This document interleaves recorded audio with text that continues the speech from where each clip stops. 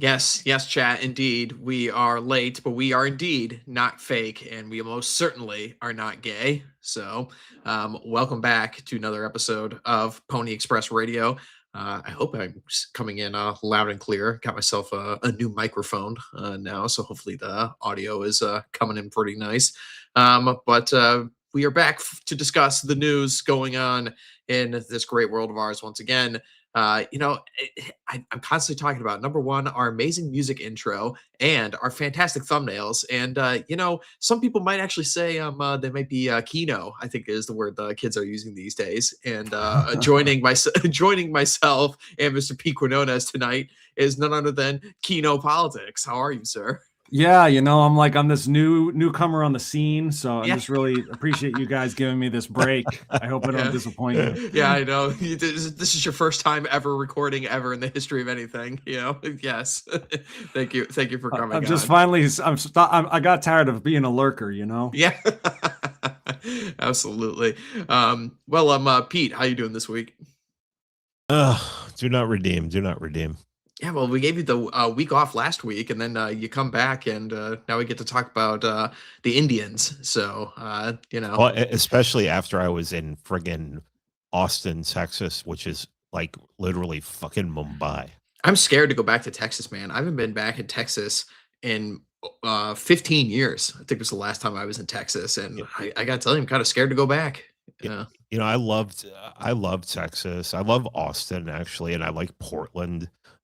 There are cities that I've had a good time in, but watching like the the amount of friggin' Indians that I saw in Austin this weekend, really, it was very blackpilling. Oof. Yeah. Well, hopefully this show won't be as blackpilling as that, but it depends on what we say when we get through these stories this week. So, but Kino Politics, you have something to promote, sir. So how about you get through with your shilling, and then we'll get into the stories for this week. I appreciate that, man. I somehow managed to stumble upon this lost relic, which is a thing of myth and legend, but folks, we're anticipating the Last Picture Shows Film Festival 2025, and somehow it's like one of those records that got lost in a flood, or the recording studio burned down, but they are here. They are miraculously preserved like the Dead Sea Scrolls, and people can enjoy 25 episodes of the Last Picture Shows Film Festival. I believe Red Hawk graciously posted a link in the show notes here in the chat. These two gentlemen were among the guests. Red Hawk forced me to watch Gran Torino. Oh man, how crazy is?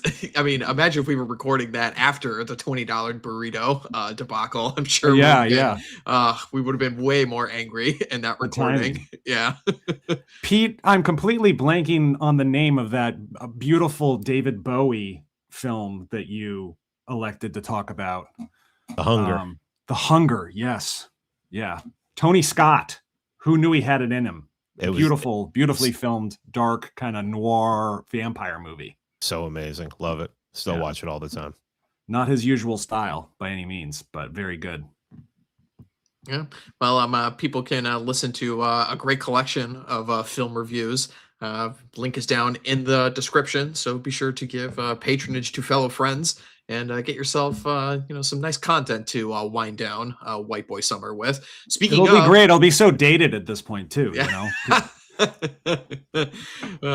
It could be like some relics, that can go back and reach back in time. It's like a year or so now, and what were people talking about in the far off past of 2025? It's a time capsule.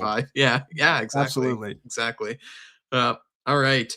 Well, speaking of the end of White Boy Summer, we do have to get through the ads and whatnot, keeping the lights on here at the OGC Secret Bunker. So first off, as ever, White Boy Summer is drawing to a close, but you guys should still be in tip-top shape, and the best way to do that is to get involved with Axios Remote Fitness and Coaching. The link is down in the description, where JD will whip you guys into shape. All right, so be sure to head on over there. While you guys are at it, get your caffeine fix with Fox & Sons coffee. the official coffee of the Old Glory Club and many other shows in the scene. For all of you caffeine drinkers out there, people, of course, will know I do not partake. But, for those of you who are coffee drinkers, I've heard nothing but excellent reviews of Fox and Sons coffee. So be sure to give them your support. One thing I will endorse is Alp nicotine pouches, because we here at OGC are fans of big tobacco. I'm always talking about how Alp is the only thing that gets me through tax season. So if you guys need a nicotine pouch, be sure to use Alp. While you guys are at it, conference season is coming up here with all sorts of local events and local OGC conferences. And the best way you guys to not only be in top physical shape, but also in best shape with how you dress. And the best way to do that is to head on over to MS Vendrillo. That summer sale, I do believe, is still going on select items. So, but it won't last much longer. So, definitely head on over to MS Vendrillo. I myself got fitted for a Vendrillo suit earlier this year, and you can immediately tell at any conference, any event, who is wearing a Vendrillo product and who is not. They really are top of the line quality and stand out immediately from across the hall. So definitely head on over there.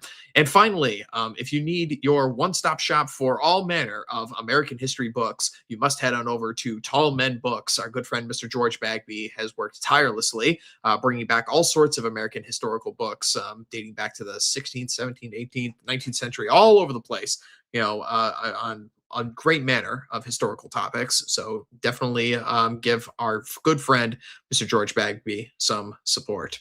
All right, fellas. The first thing we are going to talk about tonight, we really just need to jump right into, on the show, we are often talking about the many things we are currently very upset about with the Trump administration, of which there are many, but also nobody on this program and nobody in the audience can call us unfair, I'd say, because when there are some wins, we absolutely will praise them on this show. And this week, we actually do have quite a bit of wins to discuss. So most of them actually relates to the immigration front, which of course has been the number one issue here at the OGC ever since the founding of the organization, was the demographic security of our nation and our people. And the Trump administration has been making waves on this week. Number one, starting, is that apparently the administration has paused all, repeat, all immigration and visa appointments worldwide, apparently. So this is, of course, for the legal pathway to citizenship. Everyone is talking about, the focus has always been, oh, well, we have so many illegal immigrants in this country or what have you. But we over here know that actually one of the other issues, of course, is the legal side of the immigration issue. That we have way too many legal immigrants in this country. It was revealed during the opening days of the Trump administration that we had 50 million people in the United States that were in this country on some form of visa or another. And apparently the Trump administration, has just said, okay, we're going to shut down all of these immigration, meetings that you have in various places, for people to look over your application and admit you for the country. And the excuse they gave was, we're giving everybody new training, is what they said. So, I mean, we'll have to see what this actually entails, but they've been shut down from various, judges saying, oh, you can't just shut down universally all of these, meetings or what have you, or all legal pathways to citizenship or to visas. And the Trump administration has now said, okay, well, fine. We're not going to shut them down. We're just shutting down the stations where people are going to have these meetings, because everyone needs to get new training at these places. So, I think that's kind of a clever way to get around this. Definitely not the strong fist that we'd like, just saying, no, nobody's allowed in. The borders are closed. But you know what? This is a start. What do you guys think? Well, I mean, I look at a 109-year wait, and Indians really shouldn't be upset about that. I mean, they do believe in reincarnation, so fuck them. They'll come. They just need to come back and find their place in line again, I guess. But just a never-ending cycle. The samsara of standing in line. It's like me at the DMV. I mean, this is great because seeing.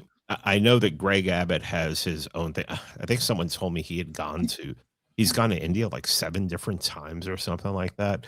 So he basically just has to go to Dallas now to go to India. Why is he got to make the trip?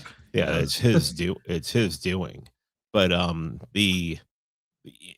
this is where you start. I mean, the whole H1B and whichever H2Bs or H3, H5000B, whatever the fuck. HIV. Yeah, Yeah. yeah, Yeah. well, yeah. Hmm.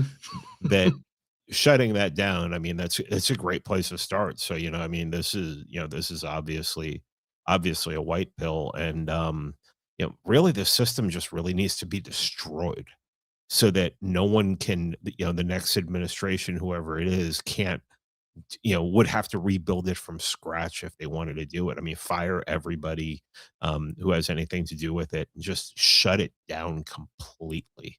It's been the bane of a lot of our problems. I mean, well, what are the top 10 restaurants in Silicon Valley are all Indian? I mean, this has to stop, and I guess this is a good place to start. Yeah, I mean, we're going to get into the Silicon Valley and Indian CEOs and whatnot a little bit later in the show. But Kino Politics. Any initial thoughts on legal Yeah, immigration? I feel like that the Trump administration has suffered such catastrophic aura loss in recent months that it's hard. Even though I can't pick out anything specifically to be cynical about with this news, it's still very difficult for me to be excited or invested in it. I just have Yeah, this it's strange interesting. sense that it's pure like kayfabe kind of simulation politics. It's definitely interesting you say that because that certainly has been my initial reaction to a lot of these. In the forever Dharma wheel of "it's so over and we're so back" kind of deal. I Yes. don't know if I'm quite ready to turn over on the "we're so back" side of things quite yet.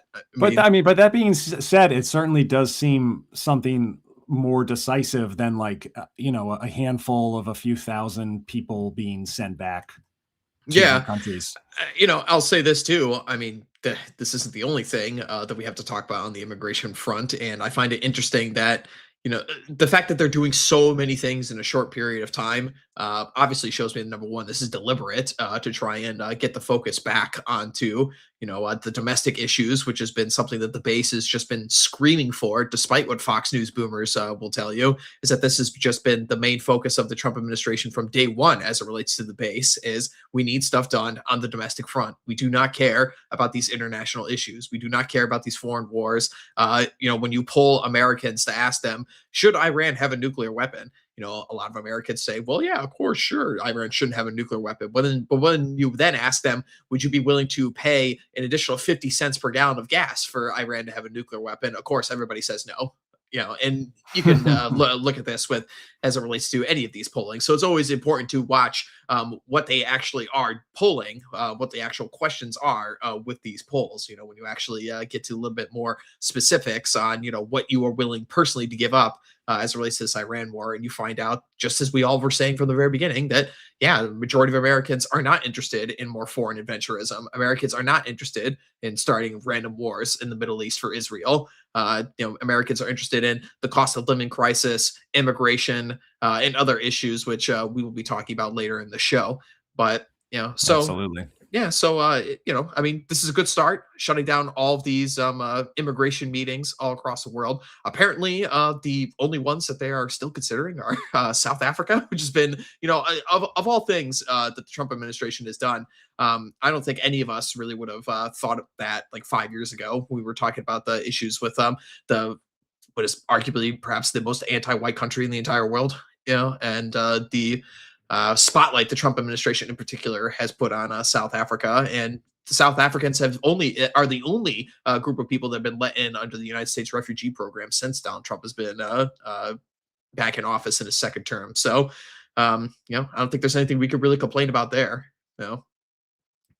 It does kind of put me back in mind. I don't know if you guys remember this. This is like circa like 20 like right when Trump was first elected, like 2017, the embargo against all Muslim countries. Yeah, I was there, Um, Gandalf. Yeah. yes.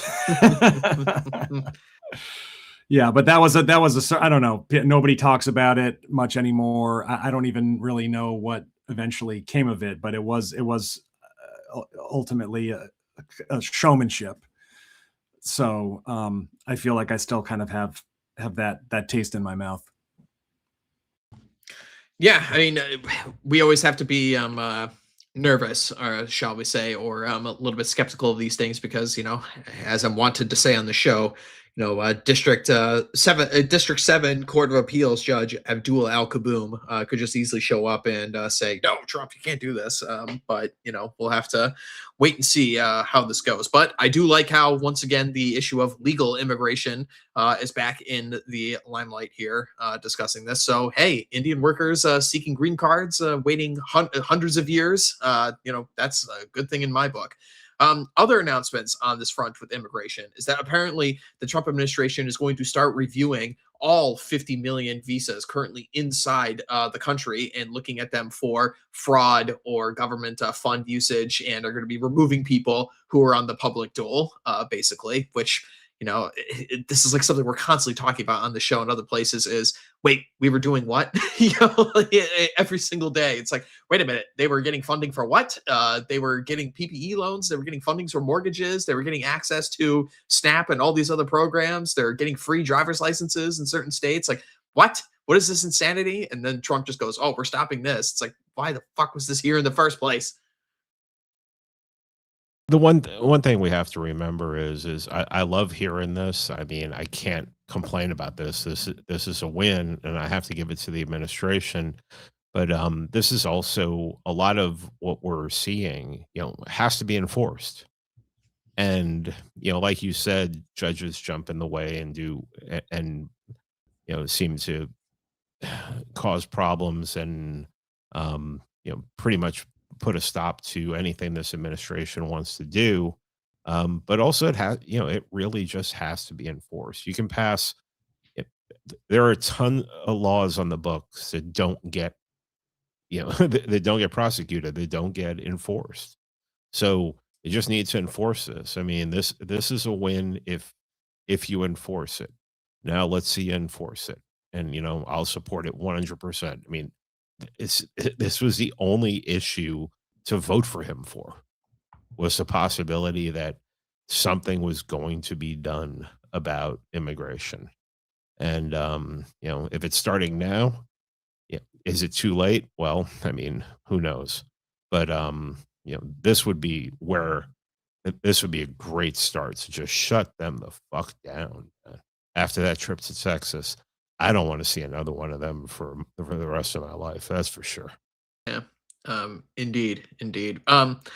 You know, I will make a brief mention of this other headline story, which is definitely the most sensational of the three. That apparently ICE is looking into Ilhan Omar, and apparently there was a raid done on. I caution saying son because, like, who the fuck knows with her family, right? Is the son the cousin, the nephew, the brother?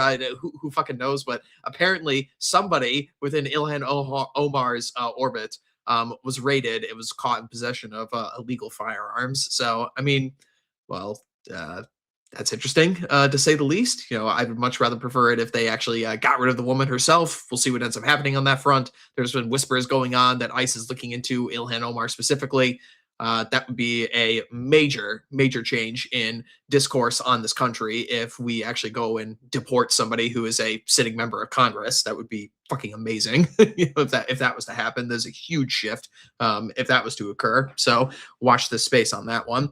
But one of the things I want to actually inject in this conversation is a lot of the discussion around the idea of how many immigrants, foreigners, illegal or otherwise, are in the United States.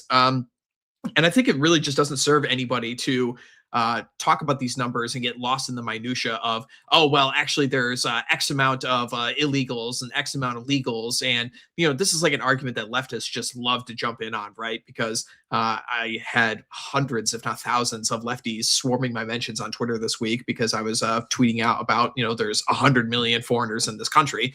And then, like, the leftists can always just come in and go, well, actually, the Center for immigration studies or whatever says there's actually only 15 million illegals in this country. Ha! What are you, a stupid chud or whatever? Are you uneducated? Are you retarded or whatever? So I just don't think it's very productive to get caught into the distinction between legal and illegal at all, basically, because they're all foreigners and we all want them gone. And we all know from the numbers, just number one, by looking at the fact that they've used that 10 million illegal immigration number from the 80s since Reagan was in office. We know they let in at least 20 million under Biden that we know of, right? And the other issue here is that, in my conception, an illegal is the child of an illegal, an anchor baby, if you will. That is an illegal person who should never be here in the United States. Are the numbers going to classify anchor babies or the children of illegal immigrants as an illegal immigrant? Of course they're not. They're just as American as you and me, according to Amy Coney Barrett. So just this idea of getting caught into, well, actually, it's only this amount of number, what have you. And then we also talked about the 50 million legal ones that are here under these visa systems, the 50 million. How many kids do they have that are also, quote unquote, Americans, right? The best way to step over this is just to say foreigners. There's 100 million foreigners in the United States. We all know this. And if like the numbers were to come out tomorrow and say that, if we had like the pie in the sky, or like perfect numbers that we could like snap our fingers, and say, oh, well, actually there's 95,364,000, illegals in this country. Well, I want to find 100 million, find me them, like find me these foreigners and I will make that number 100 million and get rid of these people.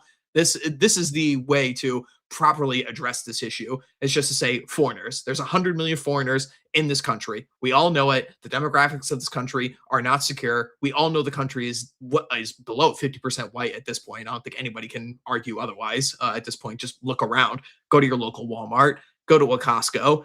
Go to any gas station. Go to any public place. Go to the zoo. Go to an amusement park. Go to a water park. Go to your local church. You go anywhere and you just see that, fucking Pete was just talking about it at the beginning of the show. Austin might as well be a foreign country. Most of our cities in this country are like that as well. There's 100 million foreigners in this country. Do not let people get you bogged down in legal versus illegal or what have you. And the one final thing I'll mention on this, and then I'll let you other two guys come in here, going on a long rant here. The distinction between legal and illegal is another one of these weasel words that people in charge, especially leftist journos, will use to trap people, particularly, kind of uneducated people on this issue, saying, well, actually, like you're secretly racist or something. You think all these people like don't belong here, what have you. But really what's going on when people look around and they see, Akshay Gupta and everybody else sitting in the country in their hundreds of millions, right?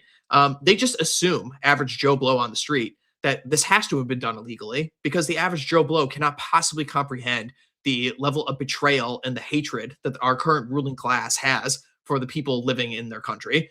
They just assume this must have been done illegally. There's no way that this was done intentionally by the people in charge. There's no way this was done legally. Why do they hate us so much? Why do they want to destroy our home so much? Why do they hate white people so much? The average Joe on the street does not think in these terms. Okay. So when they go and just assume that all the Indians here are here illegally, because they see it for what it is, actually, they see that it is a betrayal because it is a betrayal. They don't speak it in the highly educated terms, right? And show you all the numbers, but they're still directionally correct.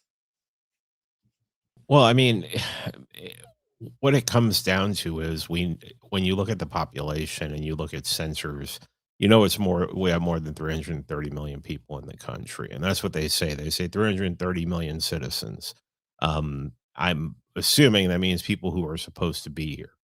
And then someone comes along who probably knows better than other people, especially people who are going to be speaking in their homelands pretty soon.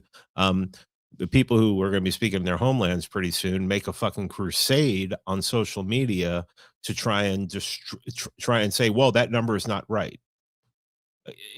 So even if it isn't 107 million, say it's 80 million, say it's 70 million, is saying 107 million bad? I mean, what the fuck is wrong with you? The left uses propaganda all the time. The only reason that you're doing this is because you think you're defending Trump, that Trump needs defending. Oh, well, don't make it any worse than it already is. No, it's probably worse. Trump doesn't need defending. Everyone who has an opinion isn't lying on purpose like so many fucking people think. Oh, if you're saying something about Trump, you're lying because you have the worst intentions. Like nobody could ever just be wrong. pull your fucking tongue out of Trump's ass and just tell, fucking, you have work to do. No one is coming to save you. Trump is not coming to save you. Whatever, any gains towards what we want that this administration makes is just going to be a bonus. We're going to have to do the work. All right? Stop the fucking bullshit. Oh, we have to destroy Tucker Carlson because he shut up. Shut the fuck up. You're like women on fucking social media attacking each other. Shut up. Just fucking get some work done yourself. God, you fucking fucking crap. Yeah. You know, the illegal versus illegal is a kind of just a very old red herring at this point, but it does it's sort of like the same obfuscation between like when people talk about America was made by immigrants, because they obfuscate the concept of settler and the concept of an immigrant, but it does get people, especially sort of your normie Republican types, to shy away from stepping on the third rail of, yeah, well, I just don't want foreigners in this country. So it's there. It's a fence that's been put up there because a lot of people, particularly sort of mainstream conservatives, are just too skittish to leap over it. So sadly, it does do a lot of work. Yeah, absolutely. I mean, and the best way to get involved in this conversation is just to step over it. Again, like just get right to the meat of the matter, which the quote unquote low IQ chud on the street who assumes that Akshay is here illegally, like that guy's correct in the sense of, yeah, he shouldn't be here, and it might as well be. It basically should be illegal for our elites to betray us the way they have by bringing all these people into this country. So obviously, that guy, the low IQ chud, is more correct than the fucking Cato Institute or anybody else who's trying to tell you that, oh well, actually there's a great big difference between people who come here legally and contribute to this country and otherwise. It's like, no, we don't want foreigners here, which is a completely reasonable position for everybody in the entire world to have. And let us not bring up once again the fact that all the establishment conservatives will absolutely hold up this principle for their number one pet being the state of Israel. That country is allowed to have demographic security. It's a place that exists in all time and all places for the Jews and the Jewish people, a right for their own people to control their destiny. No other country on the entire planet gets this right except Israel, which is absolutely ridiculous. It's not a standard that anybody else was expected to hold up until extremely recently, the last couple of decades. Okay. So step over this discussion, step over it entirely. There are too many foreigners in this country. Everybody knows it. I don't care if they're here illegally. I don't care if they're here legally. They all have to go. All of them.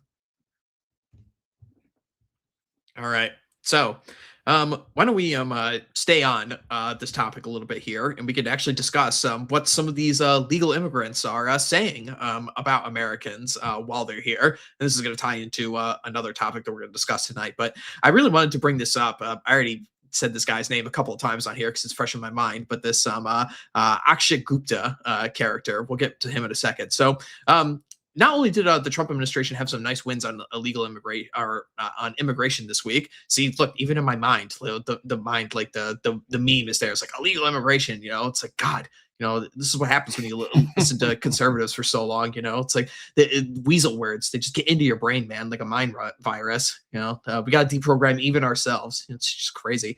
Anyway, JD Vance had a good week as well. And he specifically had a good week as it relates to the affordability question. We don't have a clip of it here, but JD Vance has gone on a number of speeches all over the country over the last couple of weeks, talking about this affordability crisis. And unlike all the other establishment conservatives, the kosher right from, Jeremy Boring, Seth Dillon, Joel Berry, Ben Shapiro, all these fucking losers who firmly jumped on the rake with both feet and slammed themselves right in the face on the affordability issue. JD Vance attacked it head on, actually, and saying, hey, guys, we can't just sit here and scream socialism, socialism, because our enemies take that as a rallying cry. And number two, that actually doesn't fix the issues that Americans, especially young people, are actually facing. We actually need to fix these problems. JD Vance went on to suggest that, well, if we actually have mass deportations, it will bring down the price of everything, including groceries and housing, which is something that is obviously true. So good job for Vice President Vance on that.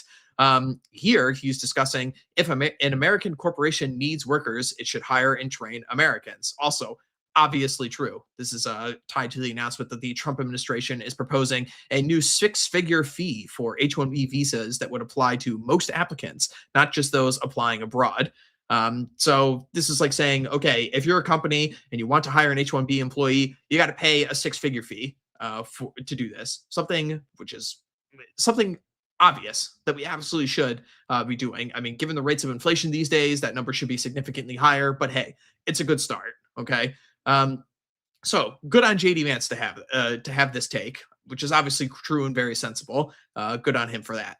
Naturally, the response from everybody in the tech world, kosher conservatives, everybody was to attack this as being anti-free market and DEI for white guys and all this other nonsense. Which brings us to this character, Akshay Gupta. Yeah, thank you. Star Wars beam. You never know what's on that soundboard. You really don't. Yeah. So here we go. Akshay Gupta here. All right, is he's one of the CEOs, or he's one of the higher ups of one of these venture capital firms, right? Of course, ran by an Indian. I'm sure he got there, entirely through merit. And if you actually look at this guy's background, of course, he was an anchor baby. His parents came here on a visa. They had him shortly after arriving in the country, and then they used their son, who, through birthright citizenship, became an American, to remain in the country. Now, of course, thank you for contributing to our society. But he says here, what elements of H-1B immigrant culture do you not like? Is it the willingness to work long hours, or perhaps the education focus of their children? Again, voicing the exact same nonsense that Vivek Ramalama Bing Bong was talking about during the great Christmas H-1B debate shortly after the election in 2020, or 2024 rather. This nonsense that, oh, well, because American young men are too interested in mom and apple pie and football and prom queens and all that stuff, and aren't just sitting away plugging on numbers and grinding on their math and calculators, this is actually why Indians are taking over everything. Completely ignoring the fact that India is by far the dirtiest country on the entire planet. Their average IQ for the people is in the 60s. They have developed no major technology inside the borders of their own nation ever. The country has has mountains of trash so high that they actually need to have aircraft beacons on top of it to make sure planes don't fly into these mountains of trash that they have. People have done this challenge time and time again, where you Google Earth, any spot in India, anywhere, and you will find trash on the ground. It is 100% true. But apparently the geniuses are just hiding under miles and miles of trash, and we just need to get them away from the magic trash that is India and bring them into America, and they will immediately become tech bro geniuses. And it has nothing to do with the fact that they have absurd levels of in-group preference and preferential hiring. It has nothing to do with the fact that they are habitual scammers, liars, and have ridiculously fake credentials pumped out in degree mills. No, it is the fact that they are the Ubermensch, actually, of the working world, and that's why they need to be here. It has nothing to do with the fact that various companies will underpay their wages significantly compared to what a actual American who has self-respect for himself will do. The living conditions, the working conditions, we all know all this stuff, right? They're basically trying to churn the American working man into a slave, a la the slave factories in China, the slave call centers in India. They just want to turn everybody into a perfect little sludge for corporate profits, which are now at a record high, by the way. The golden age, guys, is here. Anyway, so the response Good job by this guy, this poster, this Andrew the Kid Gilden guy. Says leaving trash everywhere, scamming people, endemic pathological dishonesty, atrocious aesthetic taste. Need I go on? Nice response from this kid. The kids are all right, guys. And the response from Akshay Gupta, the guy who was saved from the top predators of trains, that are living in India, the guy who was saved from the absolute hell on earth that is that country, being surrounded with his co-ethnics, was saved by the United States that gave him this great opportunity to work for this venture capital firm. What is his response? Is to hate flyover Americans. Says it's giving flyover country, implying that flyover America is no different than actually Mumbai or India or what have you.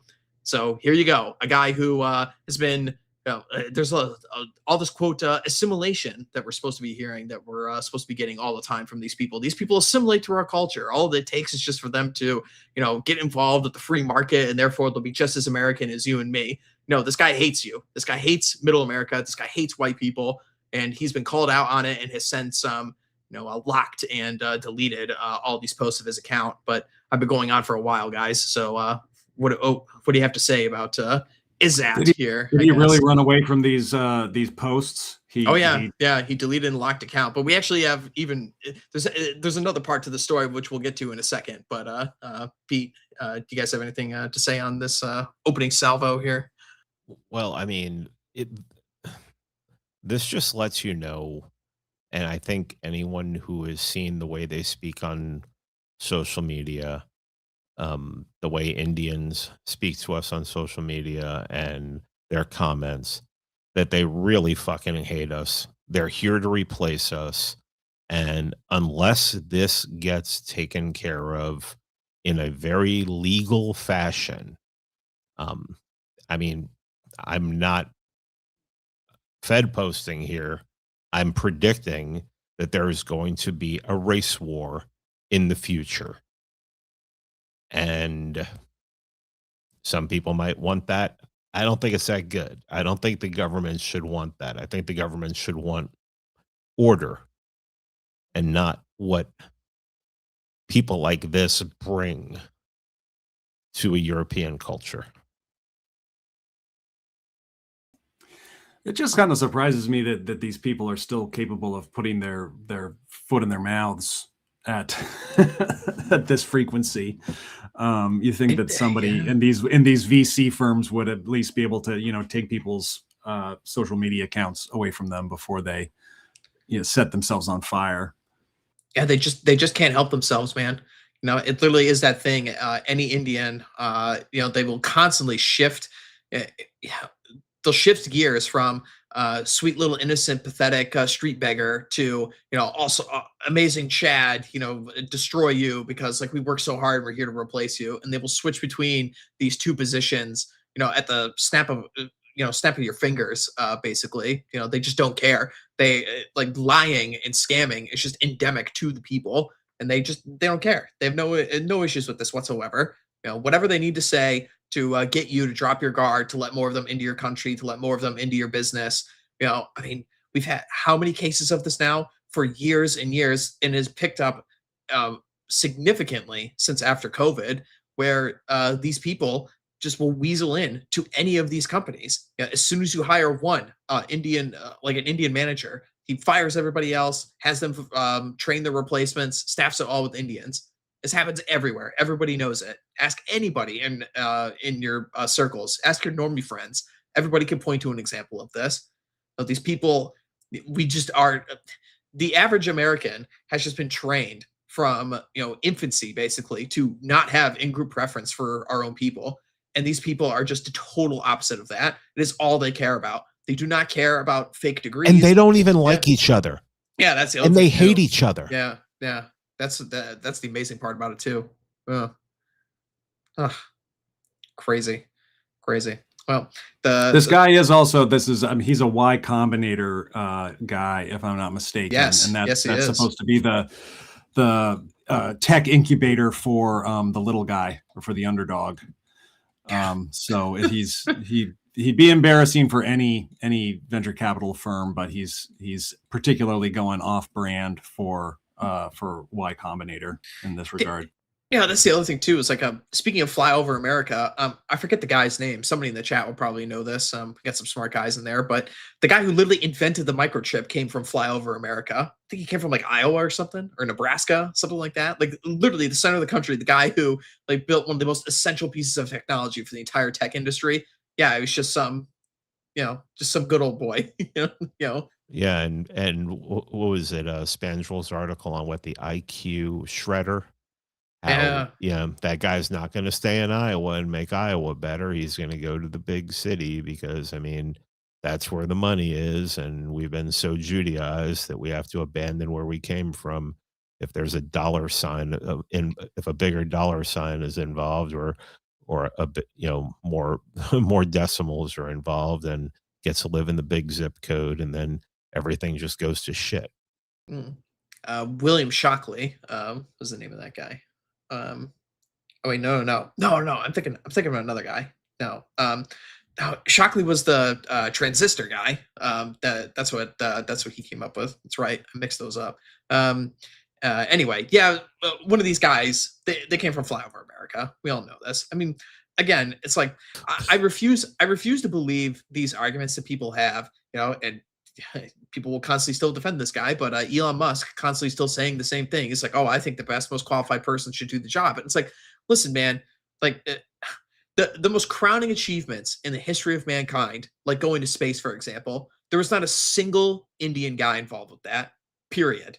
Okay. It was all done by white guys from Nebraska and Kansas and some, guys that Look, came over here from Germany. look, Hollywood has told me, and I'm sure there's no Jewish involvement in this at all, that it was 3 black women. Yeah, That exactly. got A us black through. woman invented the telescope. You may think you're wrong, Pete. By the way, I can't let this comment go because Vol's Persona just nailed it. Hand wipe combinator. Damn. Oh, good God. Oof. But speaking of just being completely incapable of these people just can't stop themselves. Can't think 2 steps ahead for 1 second. It didn't stop there. So this guy Akagupta, he didn't stop with just by attacking random chuds in the comment section. No. He decided to actually pick a fight with Andrew Ferguson. Now you guys. Yeah, I wish he would have picked a fight with a train. Yeah, the silent predator. You never know when it strikes. Oh yeah, Andrew Ferguson's making my point. Yeah. Here you go. Yeah, is supposed to be champion of the little tech, but perhaps they're nothing more than a front for the far left. I'm deeply uncomfortable with wealthy investors attacking American workers like this. I'm afraid it's incredibly obvious to many people that individuals such as this guy do not have the best interests of America and their citizens in mind. The purpose of the American economy is to promote the general welfare of American workers, not provide jobs to the rest of the world. Absolute kill shot. Fantastic argument. Excellent points all around. Thank you, Mr. Ferguson. And for everybody in the chat who is not aware of who this guy is, he's actually the current chairman of the Federal Trade Commission, and he's also the vice chairman of J.D. Vance's task force to end fraud in this country. So this is like the guy who's basically in charge of the fraud contingent of the White House, who's looking into all these cases, responding to this guy. And the response to old Mr. Ferguson here that Akshat had when his ISAT was challenged, he blocked him. So you block the Federal Trade Commission chairman. Look, if they're taking like suggestions for fraud, how about white people own all the hotels, all the gas stations, all the Dairy Queens, anything else we can think of? How about you start there? How about the Patel Hotel cartel be destroyed? Just give me that. Give me that. That's not a hard one. Give me that. Absolutely. Yep. Well, so all right, I really got to buckle up here because we're going to get into this next topic here, and I've been gearing up all week to go off on this one, guys. So this ties in very nicely to the discussion that we're having about all these venture capitalist guys and whatnot, all these tech bros, right? We're going to have to get into the discussion on data centers and flock cameras, because while these guys are shitting on the average American, who was the person who built the modern world in all of its capacity, they are constantly throwing these people under the bus, saying that no, you guys are pathetic, you guys don't work hard, you guys aren't entitled to anything, you guys need to move out of your hometowns, completely gut your industries at the local level, and all move to Silicon Valley, and you'll need to work like slaves because Akshat here will debase himself into working for 5 cents an hour because he has no self-respect for himself whatsoever. And, because we got to make our corporate profits surge to all-time highs, we'll just turn Americans basically into slaves, destroy all of their individuality, destroy all of their, stick-to-itiveness, all their ingenuity. Nope, we're going to destroy it. And what are we going to replace it with in your small towns? We're going to replace it with data centers, the next great big breakthrough in American technology and the American job market. It's just like, the car industry. Everyone who's complaining about this is like the people who are in the carriage industry when the cars first came around. We're constantly having these tech guys go around to every single corner of the United States, basically being Rorschach, screaming about the end is nigh, basically, and the clock is 5 minutes to midnight here, as it relates to the job market. All your jobs are going to be gone in 5 years, Joe Blow American. Isn't it wonderful? And you're going to have data centers in your area. Isn't it going to be great? Shouldn't you just love your great big tech overlords? Come on now, Chud. This is ridiculous. This is a left-wing position to be anti-data center or what have you. So we just have to talk about this, man, because it really is just amazing to see the shills come out in force for these things, especially in the last couple of weeks as we're getting up to midterm season here, but this is becoming a bigger and bigger issue in a lot of these forgotten towns that were destroyed by offshoring or what have you. The argument that a lot of your GOP are making is that, oh well, we're just going to put in data centers in your area and it's going to bring all these jobs back. Okay, we all know what these are going to be used for. We all know that these are going to be used to staff H-1B workers. We all know that they're not going to enhance any of the communities that they are being put into right now. And one of the other things I want to point out here, one of the argument points, is that a bunch of people are saying like, oh well, these are going to be bad for the environment. They're going to waste a bunch of our natural resources or what have you. And the counterpoint is, actually, don't you know, they actually don't use that much water or anything like that. I just want to point everyone's attention to these little circle shapes in this picture right here, right? Each and every one of those is filled with water. Giant water tanks, every single one of them. Don't try and tell me for a second that these places aren't going to use like a bunch of our natural resources, a bunch of our water or anything like that. And it's like, the other thing too that, well, actually, I'll get your guys' opinions on that first, and then we can take this in other directions, because there's a lot to talk about here about the nature of our elites, the nature of the tech bros themselves, the nature of like offshoring and H-1Bs and everything like this. Well, what are your guys' initial thoughts on the data center thing, why it's been injected in the conversation all of a sudden? The shills are out in force for it. It took this entire data center to power the query that I entered into Chat GPT a few minutes ago, which was just who is William Shockley? And I was trying to I was hoping, I had my fingers crossed that he was from like the Midwest, but he grew up in London. So yes, c'est la vie. They are really they are very unsightly though, I must say. Well, this whole thing about, I mean, this is the thing they always do, right? Okay, there's going to be we're going to build this gigantic thing that's, is it going to be good for conservation, for environmentalism? No. I mean, what are they tearing down in order to do this? And then it's going to be, oh, well, it's going to create jobs. Okay, well, we talked today about how hard it's going to be for H-1Bs. It's 179 years, things like that. Well, unless that, like I said in the beginning, unless that system is torn down and rooted out, by the roots, torn out by the roots, the next president can just be like, oh, H-1Bs, and they come in, and your job that you've had here for 2 years goes to somebody else.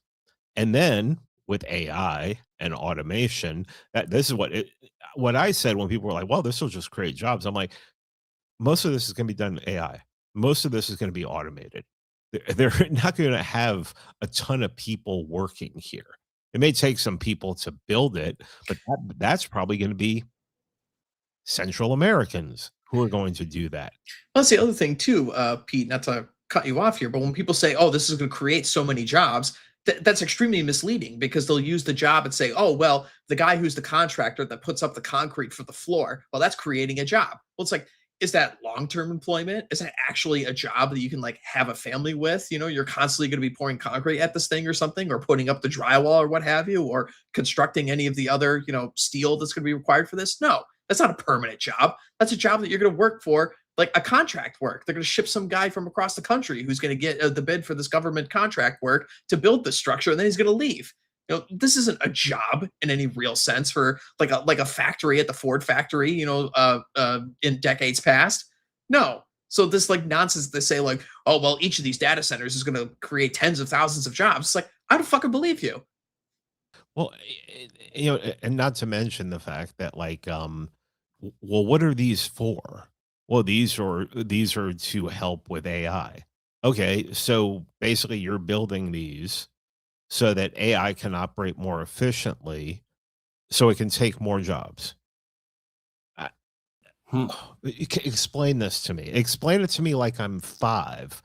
How this is good for Americans? No, it's these people who have been convinced by the whole libertarian argument that, well, businesses, it's the entrepreneur that is the that is the engine of the economy, and the entrepreneur who builds this, they're just their self-interest is it, their self-interest in wanting to get rich is going to trickle down to you.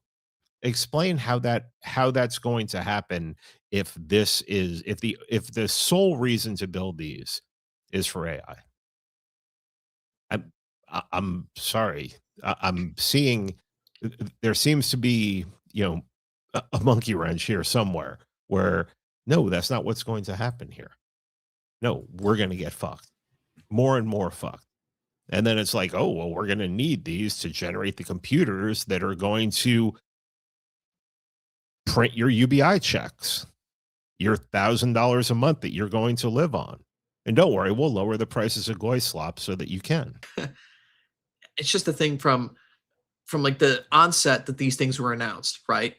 They've been announced by people who are not true entrepreneurs in any real sense because none of their companies have ever made any profit. None of these tech bros have ever made any profit for any of their companies.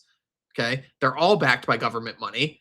We're actually seeing a lot of issues in the AI industry right now, which I personally think is heading towards a ginormous crash, greater than the crash in 2008, because this bubble is just so unbelievably inflated. I think the most recent numbers came out that the stock market is now 300% greater to the GDP of the United States, the largest ever on record. It's like, yeah, that screams giant bubble, dude. Hashtag not financial advice, but I'd be scared to put money into the tech section of the S&P 500 right now because this like giant boom is coming very soon. And also like for what?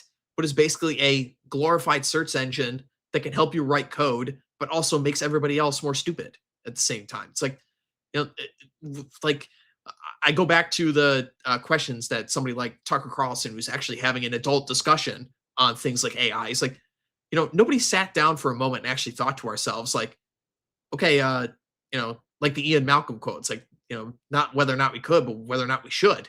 Sense of like, is this actually good for us? Is this good for people? Is this good for the kids of the country to have their entire education and their entire college degrees basically generated by AI? Nobody learns how to write anymore. Nobody learns how to read anymore. Nobody learns how to do research anymore. Is this a good idea? And the argument you'll get from Kevin O'Leary, again, a guy who basically like made a bunch of his money through the help of government contracts or whatnot, no true entrepreneur in any real sense, right? It's like, well, if we don't do this, the Chinese are going to beat us. It's like, beat us at what? Replacing their people with robots and stuff more? It's like destroying the soul and the spirit of their people. And for what? So we can make like numbers go up on a screen, basically, with fake inflated money. Now, I'm just against all of this stuff on the start of it, at the very beginning. And of course, then we have the actual issue of them destroying the land, There was a case recently where Virginia got involved with this because they were actually going to sell off a portion of the site of Appomattox Courthouse in the Battle of the Appomattox to build one of these fucking data centers. So now we're literally going to destroy state and national parks to put up these fucking eyesores, which are probably all going to collapse in an industry that's going to blow up soon anyway. And on top of that, it's all run and managed by people who fucking hate you. They hate white people. They hate flyover Americans. They hate people who have their hometowns destroyed due to outsourcing. There is no part of this that is good for us. None. It is really just sort of the industrial architecture of nowhere as well. It's strange, but it gives you kind of a nostalgia for, earlier industries. I mean, you mentioned Ford Motor Company, Red Hawk, and I don't know, you think about that business being tied to that family, or like Detroit being Motor City. Like whose city or whose town or whose county is going to be like, oh yeah, that's the data center town. In the way that people were like, oh yeah, we made cars there for generations. Or being associated with some machinery that has a kind of regionalism to it. This is just the homogenization of everywhere. Yeah, absolutely. I mean, nobody was asked to have these things put up in their areas. Local city councils are going through unbelievable amounts of corruption. I know there was a case recently in Utah where, the population of the town all voted no against it, and they went along with it anyway because they got bribed. They got money from the companies. They're going to erect these giant data centers anyway. People are going to try and tell you what common sense will obviously fly right in the face of this and just say, it's like, well, if these places are going to use unbelievable amounts of energy, oh, well, your utility bills aren't going to go up. I'm like, I don't fucking believe you. I don't. Oh, there's going to be no water shortages. Again, I don't believe you. I don't at all. I also find it very interesting on this topic that, after they clearly made the decision to go down this route, that this is going to be the next big thing to save the economy, because God forbid we do anything to actually fix the underlying issues in our country as it relates to the creation of money, how we spend it, all these pathetic foreign wars that we're part of, all this welfare spending, all this government money that is just fluff used in things like USAID and others. The only way we're going to get out of this inflationary cycle is, oh, well, we're just going to grow our way out of it. And because the only part of the economy that is actually growing in any real sense is the tech industry, which again, like, grow in what sense? In the sense that like a bunch of rich people are pumping their money into it because it's the only place that isn't declining anywhere else. It's like, what actual product are these people producing? Any tech guy and any just like average Joe, Neanderthal user of technology like myself, it's like, is software any better than it was like 15 years ago? No, it's not. In fact, it's gotten worse. Every single product that we use, Windows is basically unfucking usable. Twitter is basically unusable. All these tech apps have decreased significantly in the last several years. So, of course, this is obviously inflated. Of course, these things aren't being used for us. Of course, these things are going to increase people's electricity bills and people's water bills. Of course, these things are going to be staffed by foreigners. And of course, they're being put in by people who hate you and who just want to make a quick buck before the next big crash comes down. It's like, no, like, as conservationists, as right-wingers, as nationalists, as people who actually care about the American people, there's nothing good about these whatsoever. And anyone who tries to sell you on, oh, this is a leftist, third worldist position, you sound like, a Luddite or something wanting to destroy like the next booming business of the economy. You're just a stupid idiot who doesn't understand progress, bro. It's like, no, I actually think I do. This picture is really bumming me out, Red Hawk. Change it. Yeah. We could change it. And actually, there we go. Beautiful building. This is perfect, actually, because this is actually a great transition for this too. I was mentioning the fact that these people who are in charge of these things hate you and hate us, right? I want to bring everybody back to the age of the robber barons. Pete, you've talked about this quite a bit with Stormy on your show, and I'll definitely bring up my favorite president in United States history, Teddy Roosevelt, who was part of the great trust buster era, as well as the founder of all of our national park system, where America still leads the entire world in the amount of public land that is available for safety and conservation and the right to enjoy the great outdoors. Something that all Americans should partake in and enjoy. Here we have one of Carnegie's libraries that he constructed in Washington D.C. Well, I'll point to another example. I was talking about this before we went live, but if you guys go to Pittsburgh, the Carnegie Museum of Natural History in downtown Pittsburgh, the holotype, a holotype referring to the first of its species ever discovered, the holotype Tyrannosaurus Rex skeleton is in that museum, the Carnegie Museum of Natural History in downtown Pittsburgh.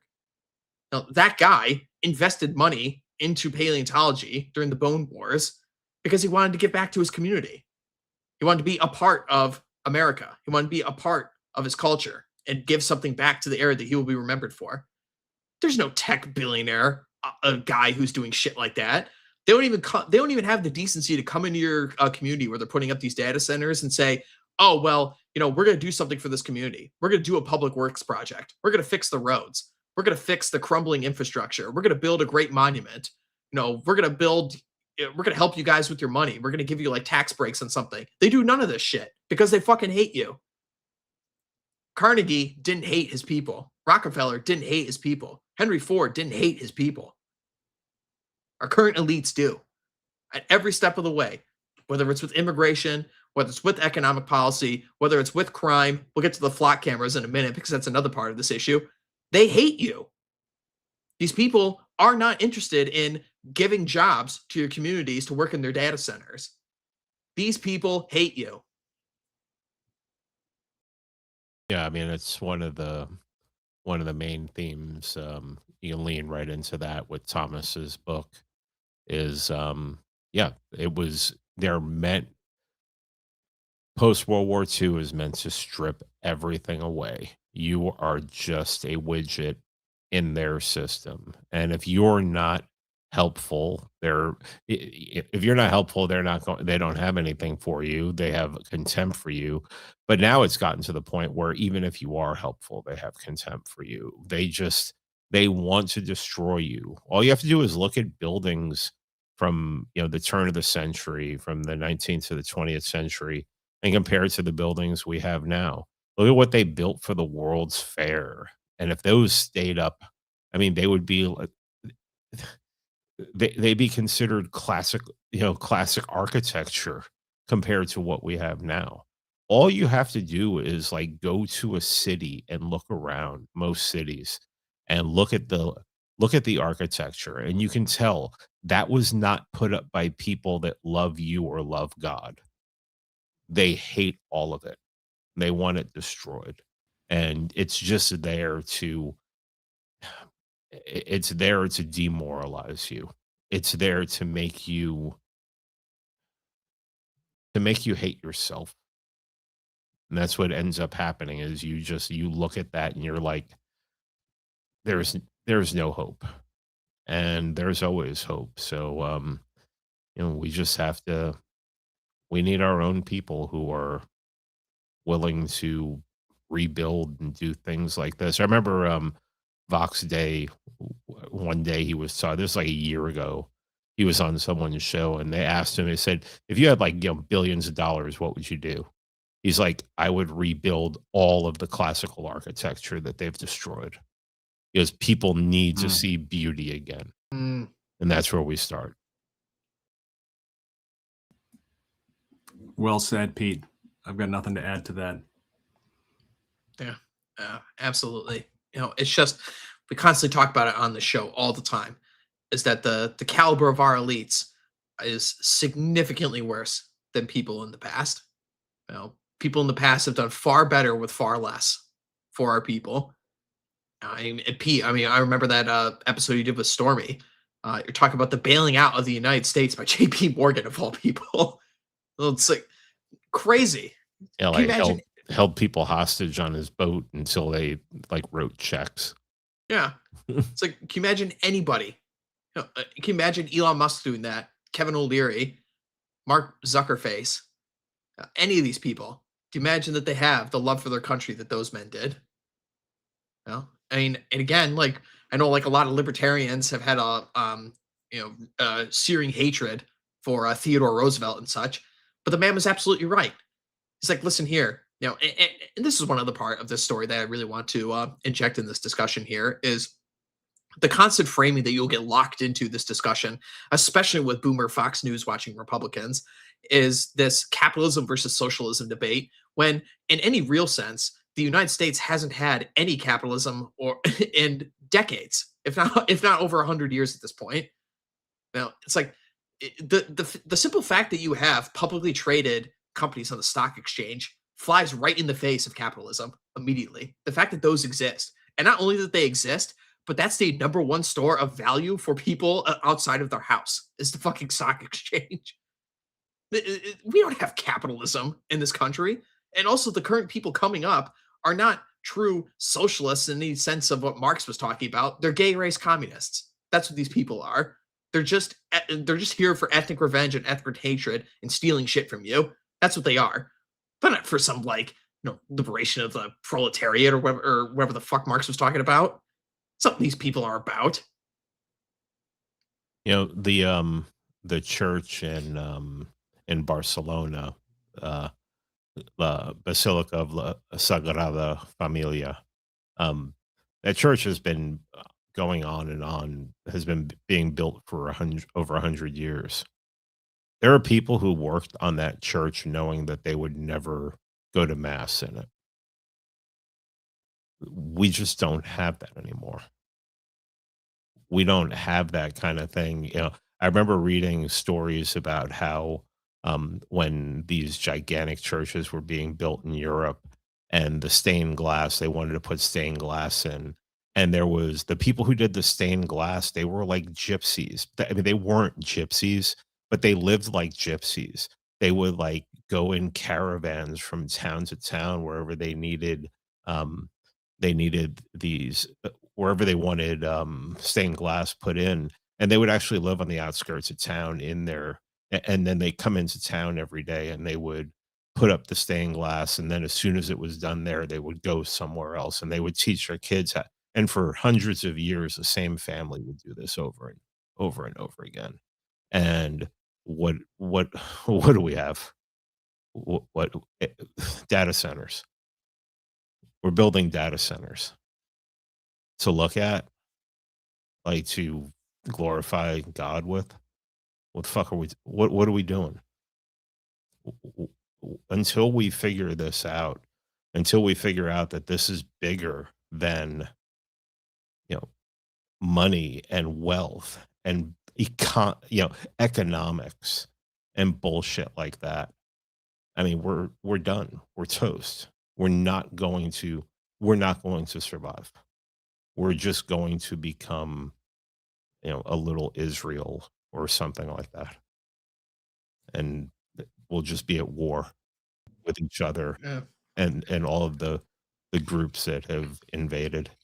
And that's who we are. That's where we're gonna head. That's where we're headed, unless we stop it now. Unless someone builds something that looks beautiful, Yeah. something that inspires and you know gives you a feeling inside when you look at it. And yeah, Yeah, an interesting question to ask would be, what's the youngest building that makes Americans feel that way? Like, what was the last beautiful piece of American architecture? The President Barack Obama National Library. Yeah. There you go. You got it. Unbelievable. But no, yeah, you know, uh, you're right, Pete. And so often, I think just the best way to cut right to the meat of it is just we will survive being poor. We will. As long as we have our people intact, we will recover. We, we're Americans, literally the best people in the history of the fucking planet. We built everything. We pacified a continent literally out of nothing. When people didn't have like two sticks to rub together, we will survive being poor. We will not survive being replaced. Being replaced with our jobs by foreigners, being replaced in a literal sense by foreigners coming into our own country, our spirit being sapped and replaced with us with something like AI to take away our thinking and our individual thoughts. and our actions, we will survive being poor. We will not survive being replaced. And these are adult conversations to be had for adult people. Again, something that none of our elites are interested in doing. Can you just imagine, like how low in ambition somebody like Jeff Bezos has compared to, Alexander the Great, Genghis Khan, Charles Darwin, Rockefeller, Morgan, any of these people that we were talking about throughout this stream. It's like, oh yeah, the greatest goal for Jeff Bezos is to hang out with roasty celebrities and give a bunch of money away to shitlib causes. Fucking pathetic, man. They literally where rich elites in the past gave their money to build beautiful buildings, these people, and things that enriched the culture. These people give all of their wealth away to destroy it. That's exactly what they're doing. Yeah. We're talking about beauty and we're talking about jobs and everything, but one other thing I want to talk about in this discussion, not just these data centers, but a close tie-in with this, is the proliferation of these flock cameras. We were talking about this a couple of weeks ago on the show, but we're going to talk about these once again. The flock cameras are back in the news because, well, number one, people are increasingly tearing them down, which is something that you should absolutely not do under any circumstances. Do not ever tear down a flock camera. Do not do this. OGC does not endorse tearing down flock cameras in your local area, which you could find on findmyflock.com or what have you, so you know how to avoid them. So do not do that. These are being pushed around in the same way that all these data centers are, as well. You see, guys, we need these flock cameras to cut down on crime, you see, because you see, before flock cameras are around, we've actually never arrested a black person in the history of anything without a flock camera, okay? We've actually never lived in a safe city. We've never lived in a safe country. There have never been a mass outbreak of rapes from Muslim gangs and immigrants before we had flock cameras. No, none of this stuff has ever happened before. We have no idea how to deal with crime whatsoever. It cannot be done, I tell you, unless we have flock cameras on every single street. Bullshit. We know what needs to be done. We know how to fix crime. Yeah, this is almost a conservative talking point, but you could literally just enforce the laws that are already on the books. And then prosecute them instead of letting them go. Yep. I don't know. One of the reasons I try to stay off the timeline is it's frustrating when they show a video of some fucking beating somebody to death with their bare hands, and then the reason they're showing the video is because they got 3 to 5 years in prison. And it wasn't always like this. Even before mass policing, people knew how to take care of problems like that. But we certainly can't do that, and I certainly don't condone it. Red Hawk, what exactly are the data misuse that people are talking about when it comes to flock cameras? I caught the headlines about this, but I didn't really dig into that very deeply, like the data sharing and issues surrounding that. Yeah, well, you have the issues with that, number one, but then also you just have the human element of it too, where in the sense of, well, who gets to be in control of these centers where they're tracking all this information with these flock cameras. And of course, we've already had the natural consequences of all of this with police officers. There was one case recently, I think it was in Florida, where a police officer, she was a female actually, was stalking an ex-boyfriend with flock cameras. There were issues of, again, men doing this as well with people. There were already a number of cases. There was a huge one that was going on in Colorado. I think she actually went and sued the department for this actually, as well, is that They never sent her a notice. Cops came running at this woman's door, accusing her of being a shoplifter. Come to find out that the woman had other like corroborating evidence to show her that she was actually at work during the times the shoplifting occurred. But they, read her rights and everything and said, no, we absolutely 100% know with this flock camera that you absolutely were the woman responsible for this. Of course, she was white, by the way. They go after her, so of course they did that. But again, so the data tracking on these things, number one, is inconsistent. Number two, we all know who it's going to be used on. And number three, there's nobody in a position of power in this country who is run by people who hate us that deserves this kind of power. Okay. And don't give me this fucking stupid argument that, over the next 2 years when Donald Trump is in office, we really need these flock cameras up here right now so we can deport everybody in this country. Dude, these cameras will not be up just for the 2 minutes that Donald Trump is in office, assuming they will even be used for that, assuming they will even be used to deport people en masse like people say they are, or assuming that they will be able to, deal with issues like crime or what have you. I was getting in a bunch of fights with people on this on Twitter this week over the last couple of days because I was just making a very obvious point. I think we've got that in the background here. Never mind, we'll get that up in a second here. This tweet that I had. The other one, Doug. I just put it in the chat from my Twitter. We'll get that up in a second. Anyway, so no, I'm not buying this nonsense. I'm not buying it for a second that these things are going to be used to stop crime, stop illegal immigrants, stop immigrants of any kind. They're going to be used to enforce crime or enforce the law selectively on the people they want to destroy, which is white people. Well, I This mean, go ahead, Pete. Well, I mean, they know who the enemy is. They know who the real threat is. You see nuns, I said, all these videos we see, they know that if we were in charge, that wouldn't happen. They cannot have, basically government does a really good job of creating the situation that then mostly old people ask them to solve. And that's crime, that's violence, things like that.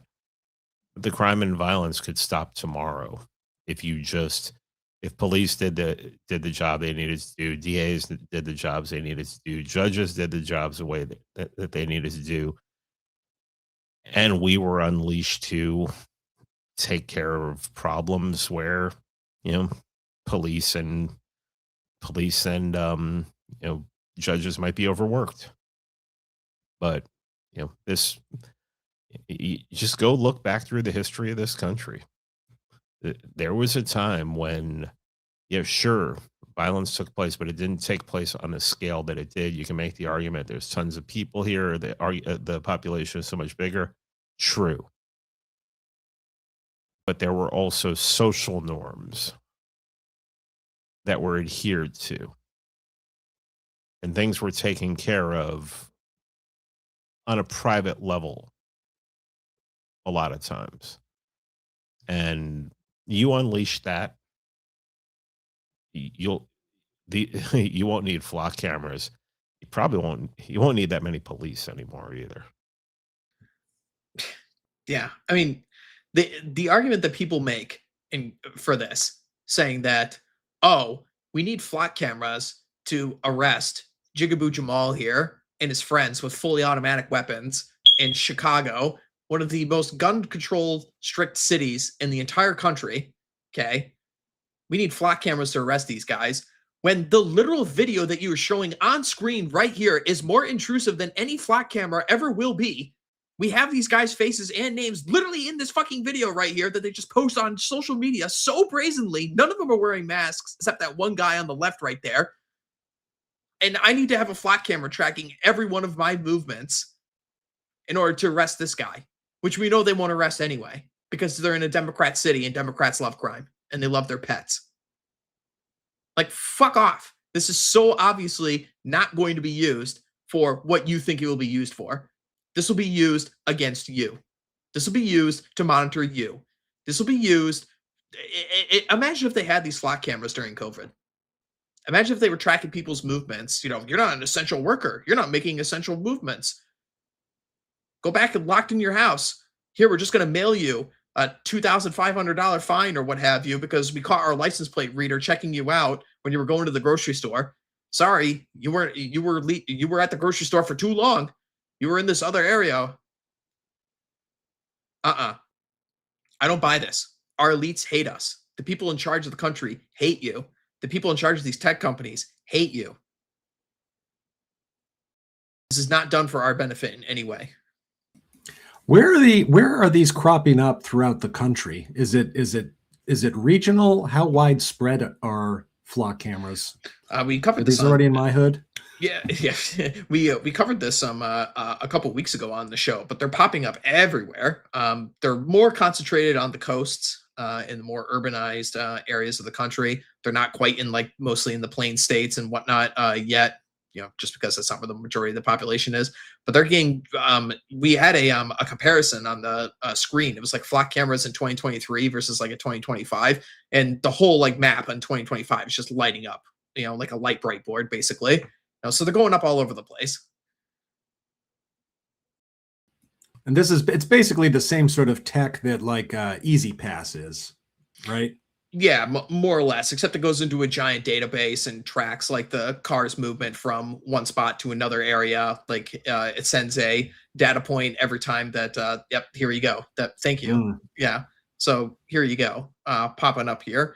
So no, you can basically in this giant database, which apparently certain people will have access to. Again, you know, who gets to define who has access to this? Is it by people I trust? I certainly don't. You know, but anyway, so the database will have a mark, like a dot every time a car passes by one of these cameras. So even though you don't necessarily have a drone watching your every movement, you know, every time you pass one of these cameras, it's like, well, we knew it took you this amount of time to pass from this camera to go to this other camera. So therefore, you know, we can basically triangulate your movements essentially. Yep. Spooky. Yeah, very, very. Look at that. Charlemagne in the chat saying there are even flock cameras in small towns in Montana. Crazy. Dude, there's 2 flock cameras in my town. My town's 2,500 people. I'm sure you have so much crime in your area, Pete. They just needed that. Yeah. Unbelievable. It's like we know how this will be used, guys. You know, I just can't believe how short-sighted people are. And it's just like, guys, this is obviously, you know, as it relates to the tech thing, it's a pump and dump scam to make a bunch of money for certain people. Okay. They might as well like shit coins or meme coins, the way they're using it to pump and dump these things to make money for people. And this is just the next level evolution of the surveillance state. Do you remember when people were talking about, you know, this was like an Alex Jones level conspiracy theory 5-10 years ago, when people were talking about that Wi-Fi was used to spy on people in their homes. And now you literally get stories from cops on, you know, primetime news stations talking about how they were able to expertly raid a house and find the guy who had the hostages in the room because they could look at his Wi-Fi and see where it was pinging off his body. It's like, oh yeah, well, he's in here. You know, we all know how this shit gets used, man. Everybody has had an experience. I was just talking about this the other day. Everybody has an experience when their phone is sitting with them in the room and they talk about something that they have never once typed on their phone, and all of a sudden they start getting ads for it. Everybody has experienced this in one way or another, okay?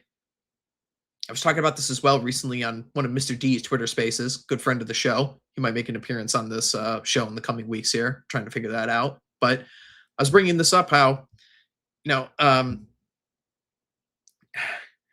really just hate the concept of fines now as being quote unquote justice, in the sense of, you know, I don't know, you guys might remember this case, but it was like Apple or Google, one of these big tech companies, had to pay some ungodly amount of money in a class action lawsuit about data breaches and selling their users' data to like ad companies.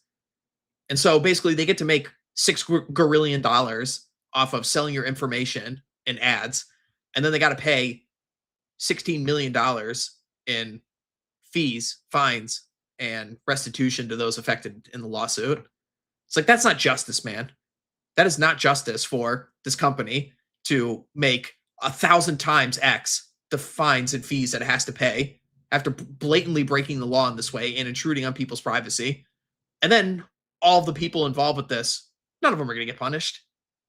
They're all just going to fail upwards, go to another company, make more money again, and shitify their next product, jack up the price for it. There needs to be a physical component to all punishments and all crimes. This nonsense where we're just going to fine people, especially particularly people at the top. Basically what you're telling me is what you did is legal if you're rich enough.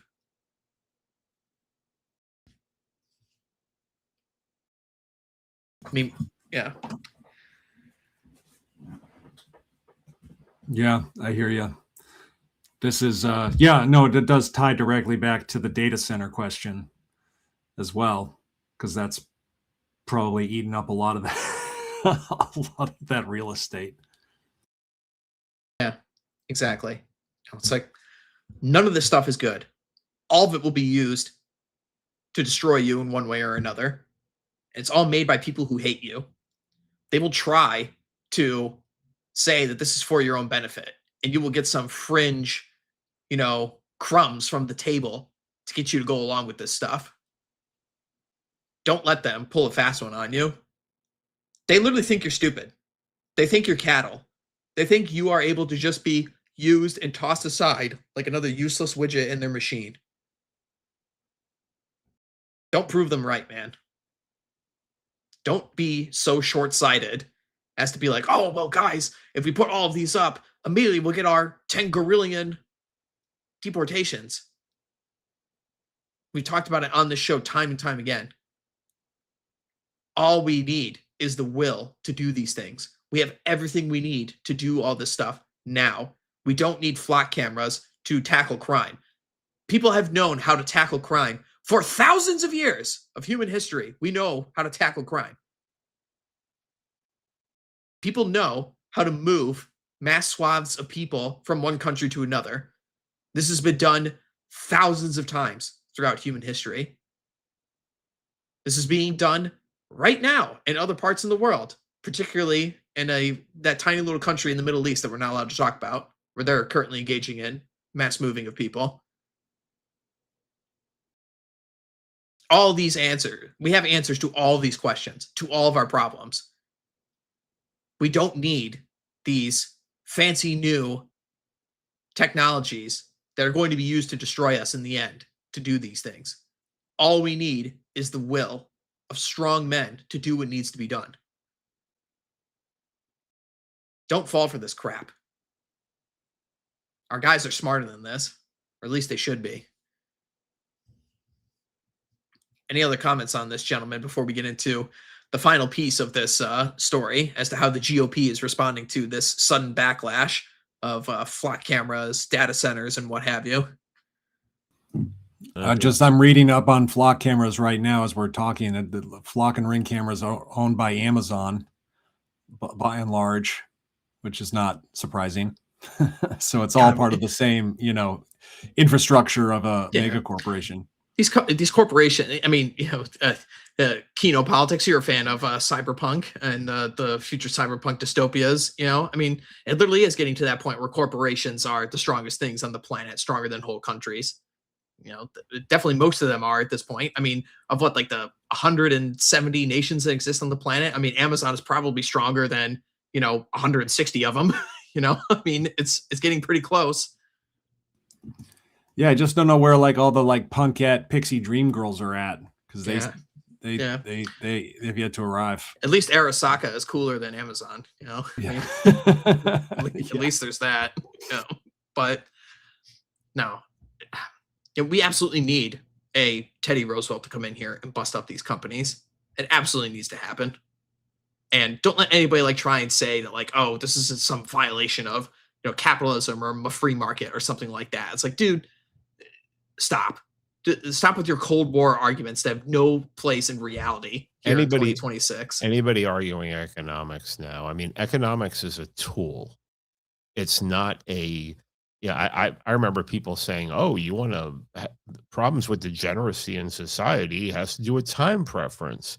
And if you raise people's wealth by eliminating the state, it's like, look, if you're half Jeet there's no, it's not going to work. It's not, it's never been about the mechanism. It's always been about the people. I don't know. I don't see how they don't get that. Why was Spain able to have a golden age? Because it became Catholic in 1492. It became Spanish in 1492. They kicked out the element that was fucking everything up. That's how you solve these problems historically. You want a golden age? You know what needs to be done. Need a country ran in its own interests by its own people for its own people. Our country is just a battleground for foreigners with varying agendas. American people are seeing nothing more than to be exploited. Wars. Exactly. It's diaspora wars. Exactly, Pete. You're right. And again, like, we keep talking about these things on the show every single week, and people can throw all of the thought-terminating cliches and terms at us, whatever, saying, oh, you guys are black pillars, you guys are traitors to Trump, you guys are, just want to roll over and die, whatever. It's like, no, we are actually talking about the real issues facing our civilization and facing our people. These things run so much deeper than a Fox News headline. These things run so much deeper than the latest business that's going on Twitter between various numbers of egotistical infighting done by your favorite pet influencer, who's most likely mentally ill, mind you. It's like our problems are so deep. They require real men and real adults to tackle these issues, which are all going to be difficult, all of them. There is no silver solution to any of these things that isn't going to come with some degree of pain and some degree of responsibility. But this is what the times require. The hour is so late. Our situation is so dire, and so great is our need. It's just, you have to get involved. You have to do the work. You have to join your local OGC chapters. At the very bare minimum, get to know people who think like you do and you can rely on in times of need. Because I got news for you guys. Everybody who's part of the Donald Trump Defense Force, that man isn't going to give a single flying fuck about you when he's out of office. That's not just an indictment of the man. You may be collecting, you may be getting some shekels to defend him on social media, but they're also destroying the value of those shekels. So wake the fuck up. Yeah, there's that. And it's like, and that's just not even like that last comment I made. It's like, that's not even like an indictment on, like, do you think like Donald Trump is actually out to like destroy you, like average Joe Blow American or anything? That's just a fact of reality in the sense that Donald Trump doesn't know your name. All the shitload of money that Donald Trump made pumping his shit coin, since he's been in office, making billions upon billions more dollars, none of that's going to go to you. You need a network of people you can rely on in real life who know your name, who know when you're fucking up, who know when to help you, who know how to develop you into being useful in the times ahead. Playing politician defense force for people who don't know your name and never will is a complete waste of your fucking time. Total waste of your time. You would seriously be better served just sitting in a corner gooning all day like some leftist troon. At least you're getting some enjoyment out of it. Instead, people are off gooning to other people that they will never fucking meet, who know literally nothing about them, don't care about their future, don't care about helping them start a family, don't care about them finding a long-standing career or finding a place to live or living in a community. It's just so frustrating, man, that people are focusing on all of the wrong things that will all be gone in a short 2 years at best. We have to think civilizationally. We have to think historically. Again, pumping our friend Thomas in his excellent book, which everyone should go get their hands on while supplies last. Because it's selling like hotcakes. Good for him. My copy arrived today. Yeah, so mine arrived on Monday. Yeah. Excellent. I think it's doing really well, and I couldn't be happier for the guy. Hell yeah. So, in response to all of these things that we've been talking about, the great issues facing our civilization and whatnot, what do the GOP have in mind for this, eh? Well, here is a interesting document. I don't want to necessarily call this a leak because it's not like this is like top secret info or what have you, but this was sent to from the Ohio GOP because Ohio, being a flyover state, quote unquote, being part of the Rust Belt, a lot of these, and always an important battleground state on any election cycle. Well, the GOP is trying to push back on the response that people are having about they don't like these data centers, which I must say I'm very pleased with the average American here because instinctually they know that these things are crap. These things suck. I don't want them. I don't want my jobs replaced by AI. I don't want these ugly eyesores being put up and destroying my beautiful land. I don't want my energy bills going up. I don't want my water bills going up. I don't want H-1B losers coming in to populate my town to build these areas. No, I don't want any of this. So kudos to the average American. They've got more intelligence than most of your right-wing fucking influencers. So good on them. We're not, it's not over until we say it's over. But anyway, here's the response that the GDOP is responding with. All right. So we got this internal memo being sent out to how you guys can push back on, your constituents who are upset about data centers and whatnot. Okay. So we'll read this from the top. John Husted and Sharon Brown are in dead heat. Private polling has been consistent. When voters hear Brown's positions and his record, Husted pulls away. That is still the path in this race. The new ingredient and the new problem is data centers. Oh boy, here we go. Ohio is one of the leaders in building these AI factories. God, look at the weasel words that they use here. Factories. Like this is a permanent career and permanent jobs for people, like the Ford factories, putting out old Ford F-150s. God, these fucking weasel words. Again, by people who hate you, man. Unbelievable. This is how they get you. Oh. Brown has made his opposition to them the centerpiece of his campaign against Husted. Brown is using it because it works. More than any other thing in this race, data centers are the anchor hanging around Husted's neck. If he loses and data centers get the blame, politicians across the country will take notice and they will not go near the next one. Good. I hope everybody who's pushing these things fucking loses. Data center branch is the anchor, or brand is the anchor, sorry. Data centers are the centerpiece in the case Sherrod Brown is litigating. He has made them his de facto opponent, and no one is correcting the record. Brown has put 3 unique television ads on air and spent millions doing it to the tune of more than 6,000 points on television. This is more than a month's worth of messaging during one of the most critical times in the race. Our polling indicates that the messaging is significantly more effective than traditional messaging tracks. Yeah, no shit, because Americans know they're being sold down the river for these things.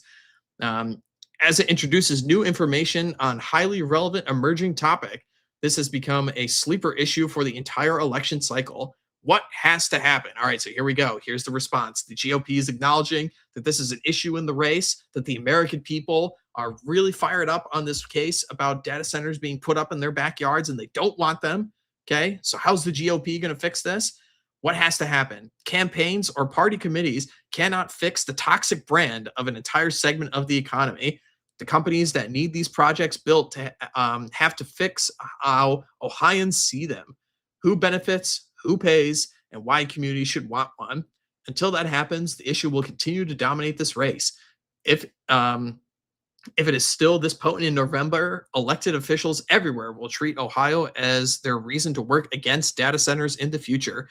If voters' perceptions of data centers is not fixed quickly, the campaign against them will expand far beyond Ohio. So there you go. They're worried that if the data center issue fails in Ohio, because Ohio is such an important battleground state throughout, that it is a bellwether for the rest of the country. If they fail here, then it could be a cascading effect to destroy them elsewhere. God, let's hope. Let's only hope, eh? Our message, here we go. Here's we're going to get into the meat here. While the perceptions of data centers are weak, the American people are with us. Fuck you. by overwhelming margins, the American people prefer a Republican candidate who wants to only let data centers to be built in communities that approve them by local vote of the people. Oh, we'll see, you guys. I mean, again, this gets into the issue of democracy. It's like, well, the local people vote for them, so of course we can elect them. It doesn't matter how many people we've bribed for these votes or have given them faulty information or what have you. Of course, if people vote to destroy their 2,000-year-old redwoods, yeah, why not? Of course we can do that. People voted for it. Duh. And that pay for their own power, water, and other utilities versus a Democrat candidate who wants to stop data center construction altogether, which will cause America to lose the AI race against China. There we go, guys. Oh, I was told in the comments that this has nothing to do with AI. Yeah. Yeah. Bullshit. Yeah. So, everybody knows. It's so amazing too, because like again, I was talking about in this at the start when we were reading this thing. It's like the American people know. The American people aren't idiots, man.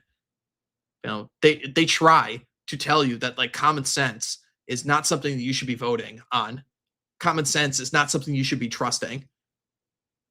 We have this entire network, K through 12 education, teaching young kids not to believe their lying eyes about all the major issues, like the differences between men and women, the differences between racial groups, all these other grand lies that we require this whole apparatus of convincing people of the most basic parts of being a human. Again, right here, it's like people know. It's like, this is ridiculous. It's not going to serve me. I don't want it. I don't like it. And the response to the GOP is like, well, how can we change their opinions on this with our ridiculous arguments that have no bearing whatsoever on people's lives? God. The federal government has already set the standard to ensure these things happen. Under President Trump's ratepayer reduction pledge, all new energy supply for data centers is new power, no burden on existing customers. Fuck off. There's no way. There's no way this is true. They're constantly talking about how we need to get rid of all of these green energy agendas and nonsense. It's so interesting. The left have just completely dropped the environmentalism issue, dropped it right off a cliff, dropped it like yesterday's toys, basically, in that meme. It's like, oh yeah, we're not going to talk about windmills anymore. We're not going to talk about getting rid of nuclear power plants. We're not going to talk about solar energy or talk about none of this stuff. Why? Because everybody needs to make their money in the stock market boom off this giant tech cycle boom. And the only way we're going to be able to do that is because these things require so much energy to run, is we got to drop the environmentalism stuff, which has always been a right-wing issue, by the way, and one that is ripe for us to take up the mantle on. Has been dominated by nonsense discussions about climate change nonstop for decades at this point. A complete useless fucking issue. Not talking about the actual issues facing the environment, like, oh, I don't know, Akshat Gupta and his co-ethnics pouring gallons upon gallons of trash into Lake Ontario. People destroying our natural resources with pot farms in the middle of our national parks. Full-out gang wars are taking place in national parks in California at these marijuana grows and these cocaine stations. Unbelievable, man. All right, let's listen into these points here. Data centers pay their own way on generation and infrastructure.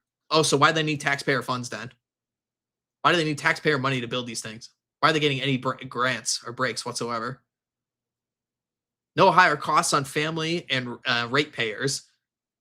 Well, already we know that's not true. Anyone try and buy a new PC lately? Anyone tried to upgrade their hardware at home or buy a video game console or anything like that? The higher costs are already here on the actual materials themselves. I also find it very interesting that I don't know if anybody else has gotten this recently, but I don't think it's a coincidence that I'm seeing a lot of ads for things like apps that you can get for your home to adjust your power usage when you're away from your house. It's like, be sure to adjust your power usage when you're away from your home so you could save money. It's like, I don't think the American people were worried about this kind of stuff, 10, 15 years ago. I don't think getting ads for, why you should run your house on propane, which is another thing that I saw very recently. Yeah, I don't think the energy concerns like this were on Americans' minds until very, very recently. I wonder why. It's almost like these things are just complete energy suckers. Man, oh man. That investment strengthens the grid, upgrades, and backup generation. Does anyone think for a second that the data centers that are powering all the AI for the police state and for all these rich backers, do you think those are going to be the places that are first get shut down when, I don't know, there's a local outage due to some kind of storm or something like that? Or do you think that the energy is going to immediately be routed to those quote unquote essential businesses and essential buildings other than your own home? We've already ran into issues with this with places like California, where they're already starting to have rolling blackouts in some cases, like in the LA area. And it's going to come for other places too. Guarantee it. I guarantee you it will. American communities are strengthened. Jobs, workforce, long-term growth. Wrong, wrong, wrong. We've discussed all of those earlier in the show for multiple reasons why all of that is bullshit. Here's the bottom line. The American people are still making up their minds on data centers. No, they're not. They're majority of them are not for it, rightfully so. But the current perception is negative. It should be.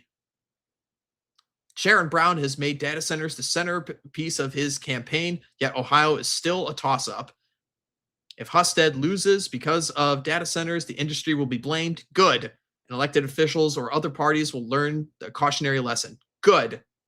People in Ohio, hashtag, we don't endorse candidates on this show, but I think Ohioans in the chat here have some serious decisions to make of what goes on in their state come the midterm elections, especially because you got Vivek Ramalama Bing Bong, there to potentially get elected and outsource more jobs from Ohio. So here's the bottom line, guys. The GDPOP, is out there to make sure that you guys have your opinions adjusted on data centers. Why? Nobody says in here why. What are they actually going to be good for the American people? Instead from the sloganeering and the lies. Don't hate these people enough, man. You just don't.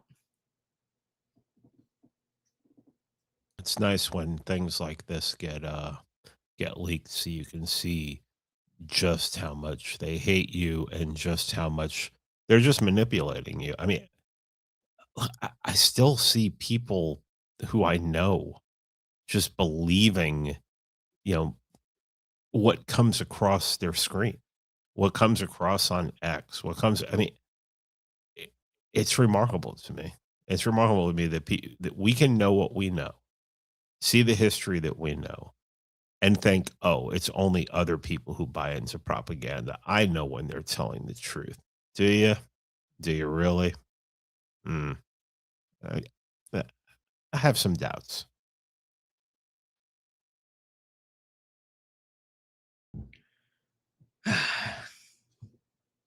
It's just, I've said all I need to say on. It's a lot of black pills tonight, Red Hawk.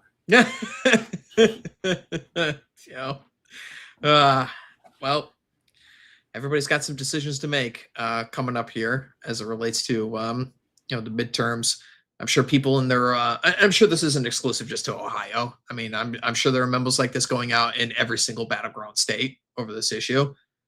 Well, I think everybody should take a good hard look at their local areas and their local politics to see if local politicians are trying to weasel these data centers in. And what's going to happen when this tech bubble finally bursts, hopefully sooner than later, when construction of these data centers goes up, AI bubble bursts, and you're just going to have these complete eyesores sat there, unused, unfinished, but the land is gone. The environment is made worse. The nice park and the nice open territory that was just part of the American mythos from the beginning is gone. But at least we get to look at this half-completed concrete monstrosity. None of these are good, man. None. Let's go to the super chats, and then we'll get out of here for tonight. So thank you everyone in the chat for sending us your hard-earned cash. We greatly appreciate it. Solid Snake 1964, as ever, is sneaking behind enemy lines underneath his cardboard box to be the first super chatter. For $5, he says, "Yes, Mr. Rajesh Pujani, we will redeem. Please leave in an orderly fashion, and please use the toilet, not the seat, on your way back." Salute. Real Americans. You, yes, you are indeed a real American. Eagle Scout Warlord, that's a cool name. For $2 says, "Every minute the show is late, one H1B is approved." Fake news. This is not true. All right. Pete Budapest for $10 says, "Pete, my brother, I wish I had known you were in Austin last weekend. I was there too and would have loved to meet up for a break. My Punjabi Urdu is kind of rusty." Look, man, it was so hot that like on the last day I was gonna have dinner with Paladin YYZ. But you ever get so hot during the day where you're just not hungry? So thankfully Paladin came to the hotel and we sat in the lobby and talked for a couple hours and everything. But yeah, it was just the worst fucking weekend to be in Texas. Not only because I mean it was like being in Mumbai, but also it was like being in Mumbai when it was like 107 degrees.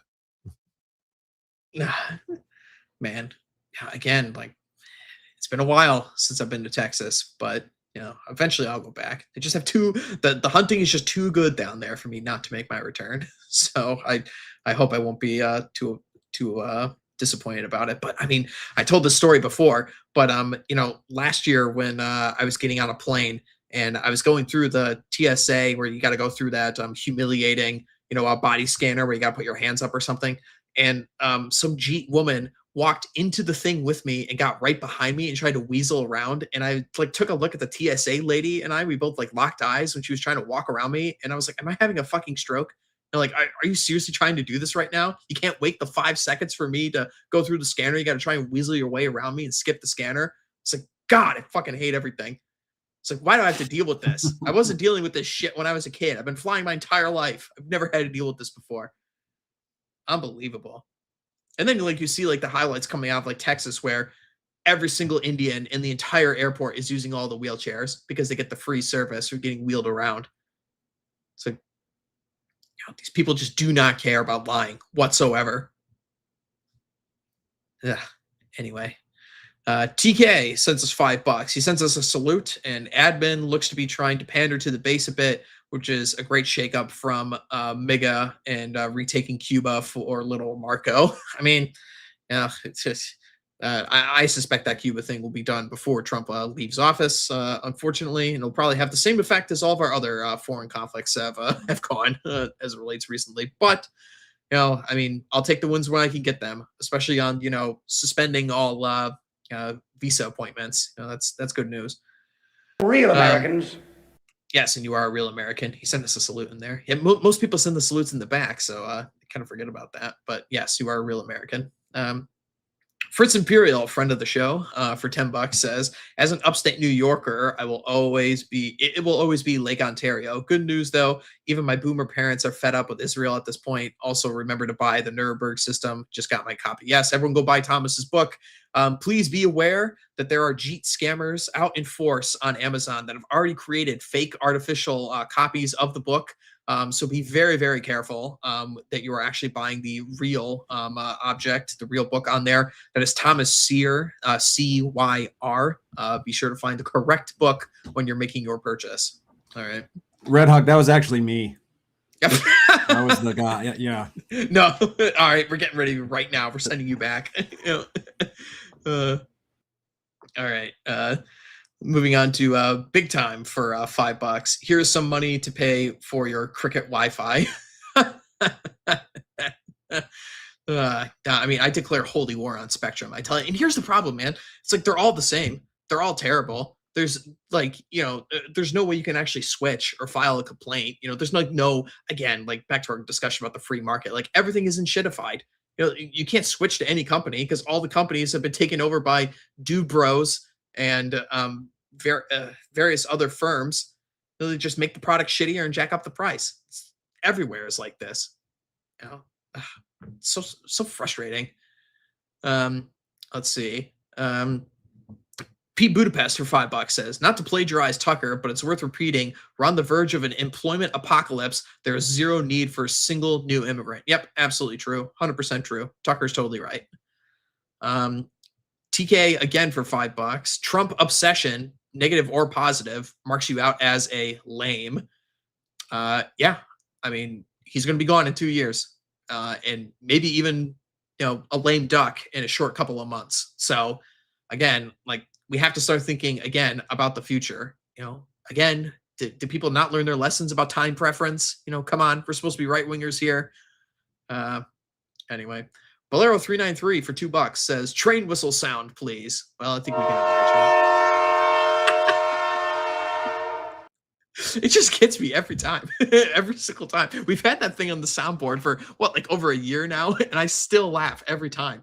It's just crazy. It's like, yeah, the silent predator. You never know where it strikes. It could attack at any moment. It's the #1 killer. Their top predator over there. Man, unbelievable. TK again sends us $5. Unrelated to Pete's predictions, book recommendation, Camp of the Saints. Yes, definitely get your copy of that as well. That was just reissued, right? It was re-released. It was. Yeah. I think was it Vauban Books? Vauban Books, yeah. Yeah.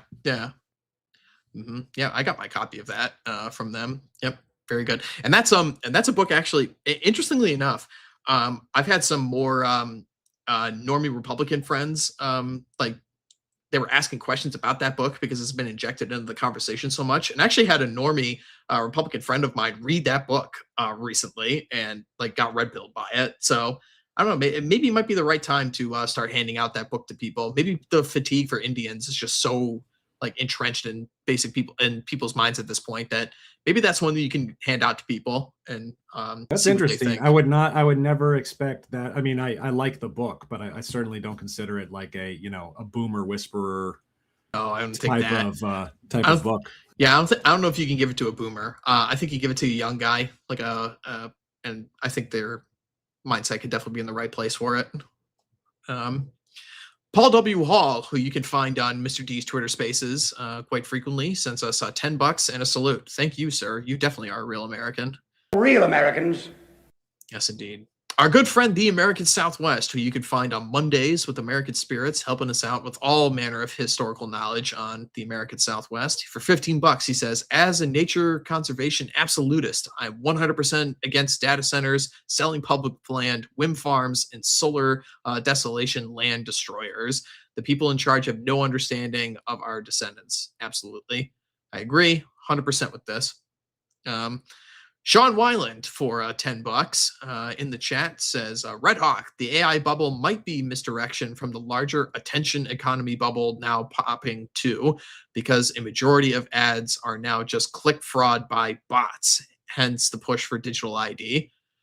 Yeah, I mean, it's very, very easy to see this now. If you've been on the internet for 5 minutes, you'll kind of recognize just how much of it is just fake AI stuff. And I'm actually seeing more and more ads from companies who have the generic AI voice, clearly reading ads for them. It's like, wow, man. Yeah, this not a bubble in any way.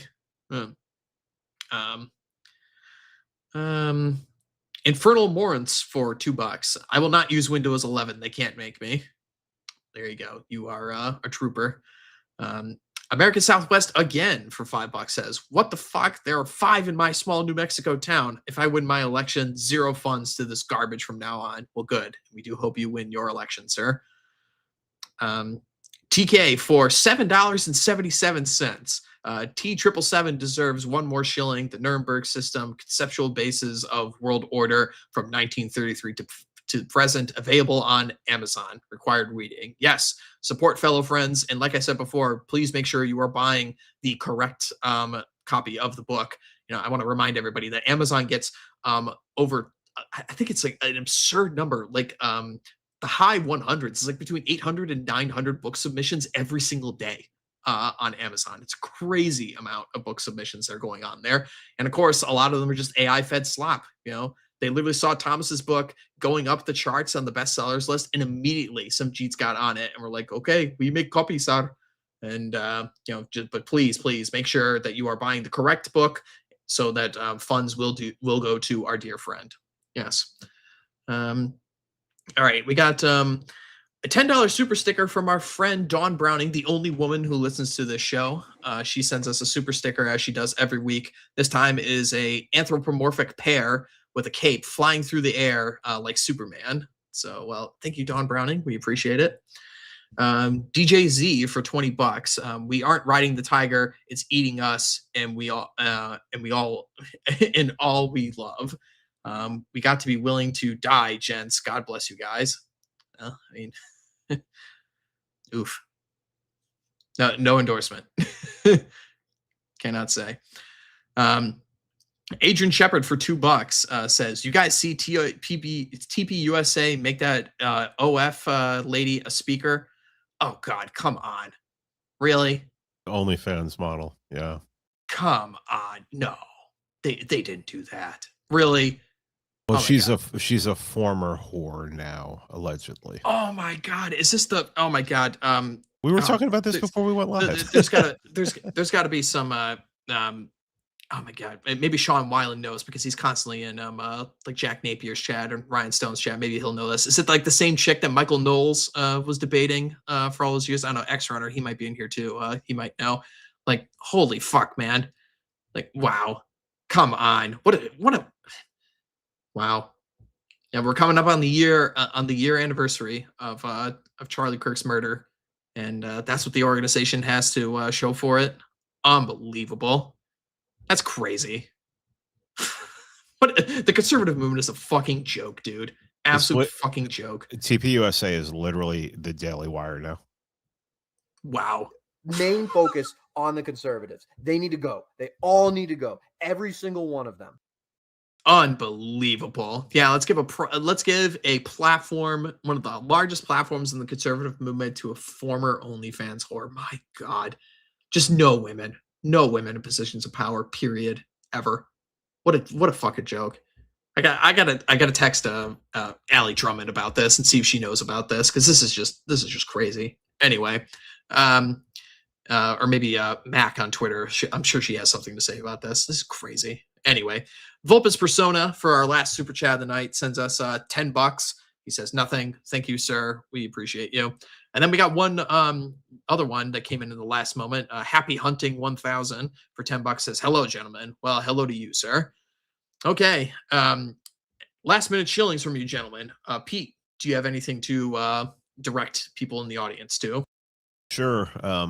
Thomas and I started reading his book on my show. We went through the introduction the other day. That's live, episode number 1413. And episode 1414 tonight is myself and Jose Nino.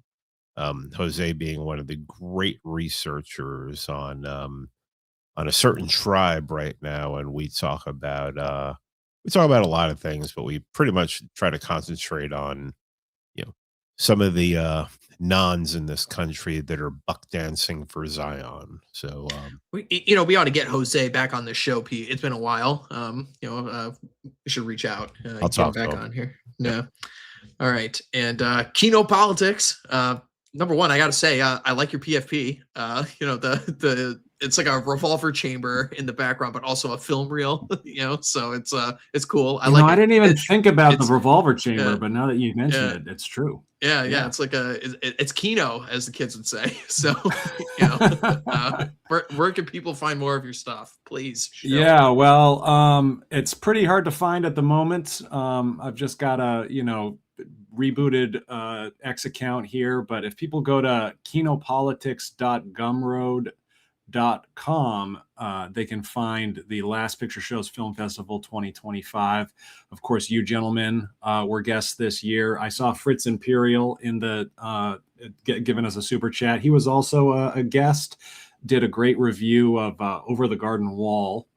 But plenty of your favorites folks would be in there. We got Gio Penichetti, Prudentialist, Sandbatch, John D., Jay Burden, sort of all of the usual suspects contributing movies. And I'm it was a tragedy that they didn't get out in 2025. So I'm hoping that people get to enjoy them now. All righty. Well, everyone be sure to check that out. For myself, this has now been 2 weeks now where we've had to cancel at the last moment from doing our own movie show on a Sunday. Myself, Mr. D, and Charlemagne, Dr. D's Cinema. Unless another, comet from outer space comes and destroys our plans, we will be watching John Carpenter's The Thing on Sunday and doing a live commentary on that on Twitter, because Twitter does not have copyright rules and they don't give a shit about us streaming a movie and commenting on it. Another place where you can find some guys talking about movies and watching them live. I was on last minute last night on Drive Time Movie Night with Cap and Mike of Pole, and I gotta tell you, I had an amazing time last night. We watched 1985's Clue, and I had vaguely known that this film had existed, knew nothing about it, went into it completely blind, and we just had a great time. It is an amazing film, fantastic. I would totally recommend it to people. R.I.P. Tim Curry. Yes, Yeah, and that's why we Tim watched Curry, it. man. And he was great in that movie. Did such a good job with that. So, yeah, would definitely recommend. Please go over to Drive Time Movie Night on Rumble. You know what really sucks is losing Tim Curry and Sam Neill in the same year. I mean, it's like who else from the Hunt for Red October cast is going to go?